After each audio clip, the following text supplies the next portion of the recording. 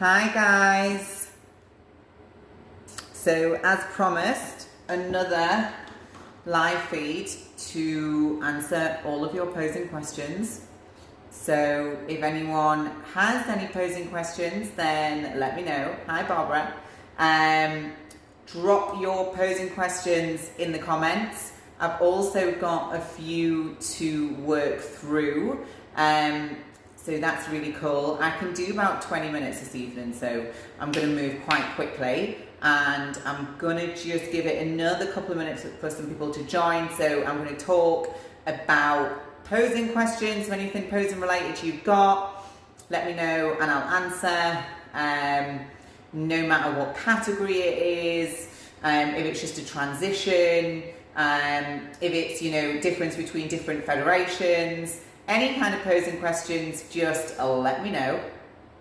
And I will save it and I will post sections of it, which will go onto my YouTube channel, so you can catch the specific questions. Otherwise, just a whole heap of me talking in the middle. But yeah, you'll be able to catch certain sections of it for sure. So guys, any posing questions that you've got, please pop them in the comments. I'm going to work through the questions that I am going to answer. I've got a question in there. So, first question that I have got: what are the top 3 bad habits, annoying things people do when they're posing? Probably the flappy arm situation. I see a lot of bikini girls that come in and they have taught themselves to do this whilst trying to flare their lats, which is just, it's just a case of people have watched on social media and they've just copied what other people do. And sometimes most of the time when people do this, it's because they're trying to flare the lats. And what I always just say to people is just make sure that you understand the basics and fundamentals of how to flare the lats. And really the arms they're a secondary mover. So the prime mover is the lat, the shoulder blade gliding out, and the arm really should move last. So really, instead of trying to do this with the lats, it should be this, and then the arm, if you watch, comes last. And then if I want to present the arm, it just lifts up here.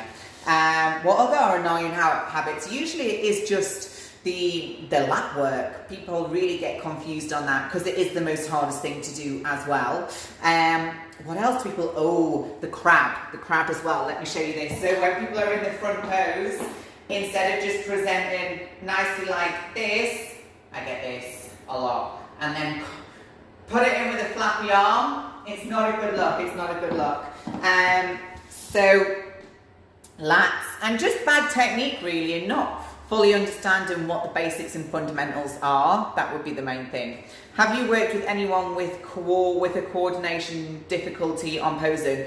I've worked with, I'm gonna say into the thousands of people now, and some people more than others can struggle with coordination, but it's really about how the coach breaks it down. And as an instructor, as a coach, obviously I've worked with all different types of dancers from that background, and a skill of being a coach is being able to teach people differently because everyone learns differently. So usually if someone struggles with coordination, I'll just really break it down differently. I will take my time more. They'll probably need to start a little bit earlier to really make sure that they can ingrain the posing style. So if you do have coordination issues, then my advice is just start early and just find a coach that's patient, that can really just make you understand the basics and the fundamentals. What is the very best way to spread your lats?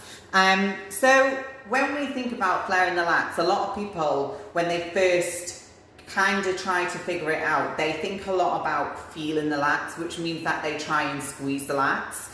Now, if you think about it, if you put tension onto the muscle, you are contracting the muscle. Now, when we flare and open up the lats, we want to allow the lats to relax and slide open. So what I see a lot of is people squeezing downwards to feel the lats, or trying to round them out this way, which flicks the lats under and it rounds the traps. So what we really want to think about is pulling the lat forwards and allowing the lat to spread around the sides whilst keeping the shoulders fully capped. The movement never wants to come from the traps, it never wants to come from the arms, and we never want to squeeze the lats together ever. So my advice, the best way is to spread the lats is really thinking about the mechanics of it and how the shoulder blades open up, and understand how the shoulder blades are trying to move. Can't smile all of the time. What do you mean when you're posing you can't smile? That just comes with practice and getting comfortable with your posing so you don't have to think about it. And when it becomes so second nature, then you can really start to think about your presentation as well. The flappy arms, yeah, you know those flappy arms are bad. Classic or open bodybuilding, I'm not sure what your question is. Okay, so Lauren G. Lifts, do you have any tips for learning a routine? Is it a case of daily practice, rinse and repeat? So by a routine, I'm assuming you mean a posing routine for toned figure, athletic figure, or trained figure. If you mean something else, then drop it in the comments and let me know. But in regards to a posing routine, I always say when you're first getting into bodybuilding and competing is don't overcomplicate it. Pick your favorite poses, know what you want to put in your routine, and then just really think about transitioning elegantly from one pose to another. Don't make it too fancy, don't put too many tricks in. It can really detract from the figure. And I see, and I've done it myself in the past, where in a posing routine, I've maybe put impressive moves in that I would look great in, you know, maybe not in a bikini. And then, you know, you do it in your bikini, and I've judged people and gone, oh, shouldn't do that. The glutes look soft when you're doing the cartwheel or when you're doing the splits, and you know, we start to see softness in the skin. So really bear that kind of stuff in mind. Make sure before you cement the routine that you practice it in a bikini, record it and watch it back. If there's any moments where you're like, oh, my butt didn't look good there, or oh, my belly sticks out a little bit there, then take it out. Take it out or correct it. But yeah, once you have put the routine together, rinse and repeat. Get so comfortable in that routine that you really don't have to think about what comes next, and you can really work on the performance element of your routine. Most embarrassing thing that's ever happened on stage that you've witnessed? Probably a bikini falling off, a bikini top coming off, or, you know, someone's boobs starting to slip out on stage. That does happen, but that is why you have Bikini Bite, and you also should make sure that you practice all of your posing in your routine before you get on stage. Do I have tips for the walk? I sure do have tips.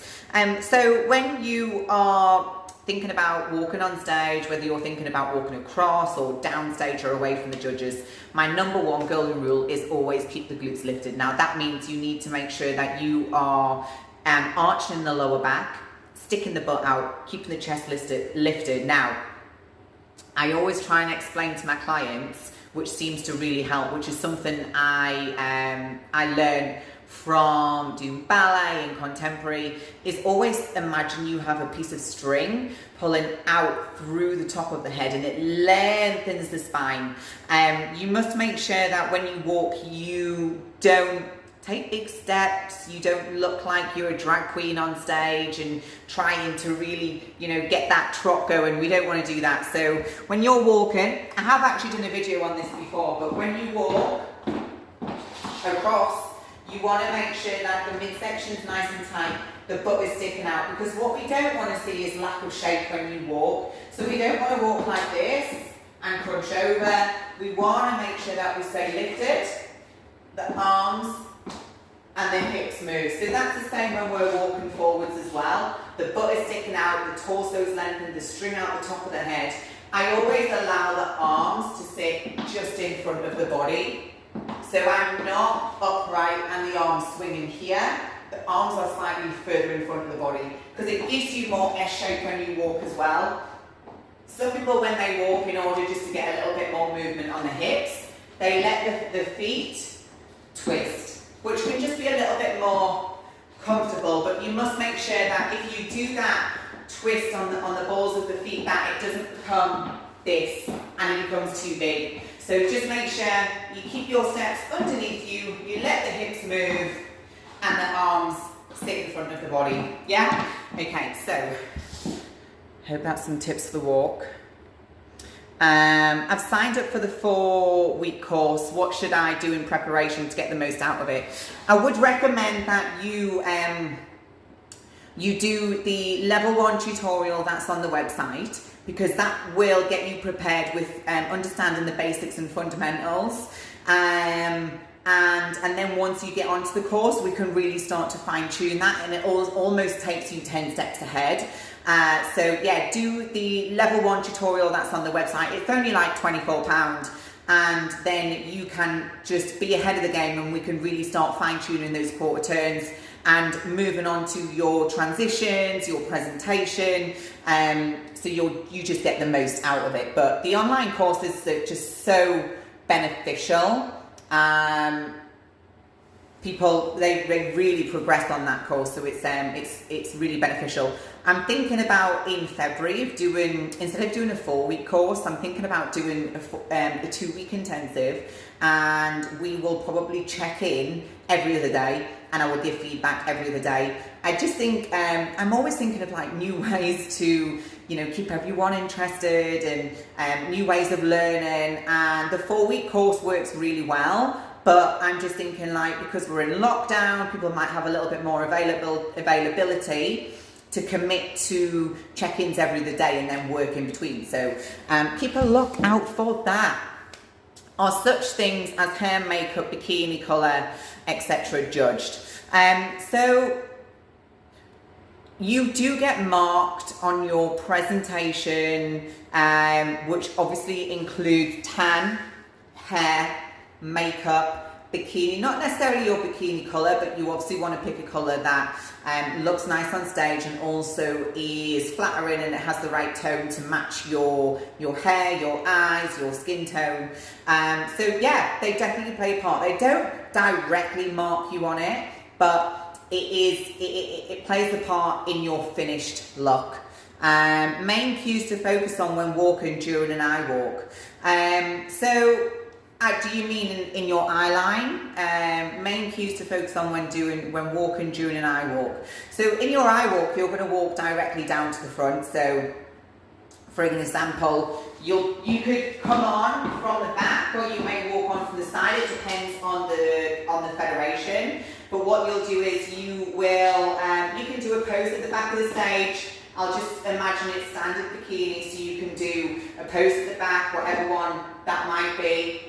Present to walk forwards, and then you can present into your flat front pose or a variation of that flat front pose. You go into your quarter turns. Here, you wouldn't walk to the rear, you just sit into your rear pose.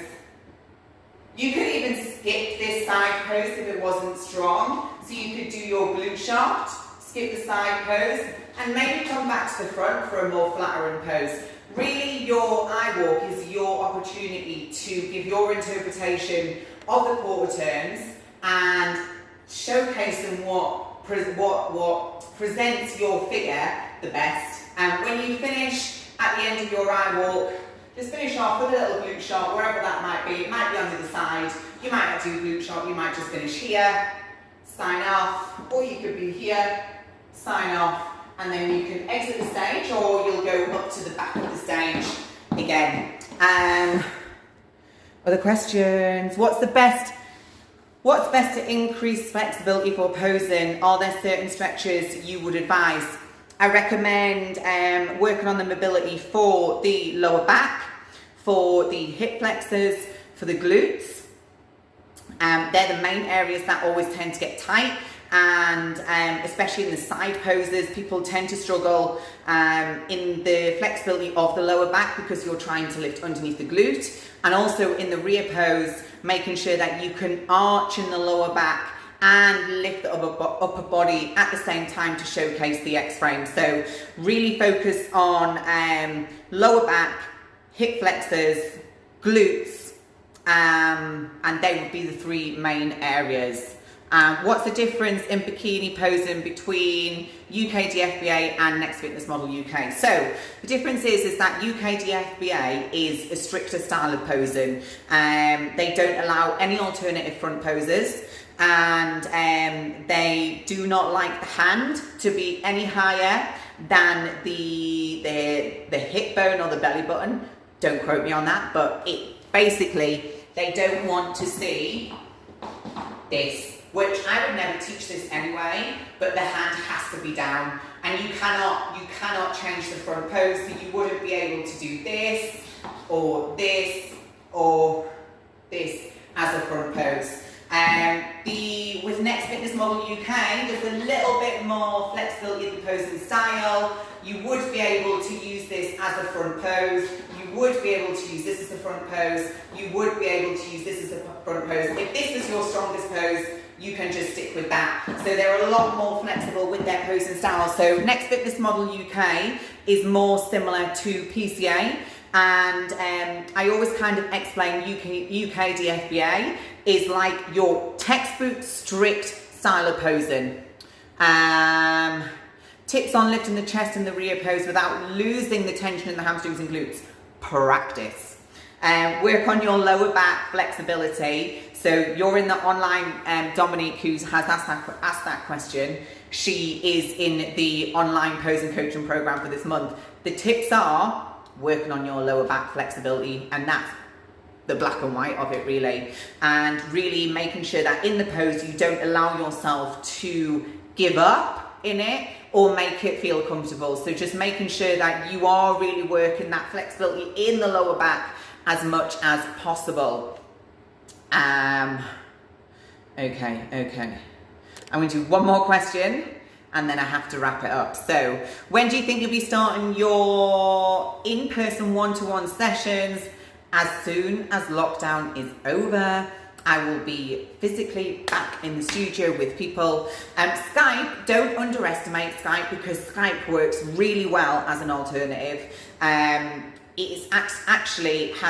It has a different eye on posing because it actually allows you to stop in the session, look at the progress or the changes that we've made and see the differences in the physique. And then also you are able to then go away, look back at those pictures. So it's just a different way of learning and seeing your physique, rather than sometimes when we're in the studio, I find that athletes get really caught up at the shape that they're making in the mirror, and that can become distracting. So I just think being on Skype strips away that element, because the athlete, you can't see yourself and you can't watch yourself in the mirror. So you really get an opportunity to see the smaller changes or the bigger changes and how it looks so different on the physique. So yes.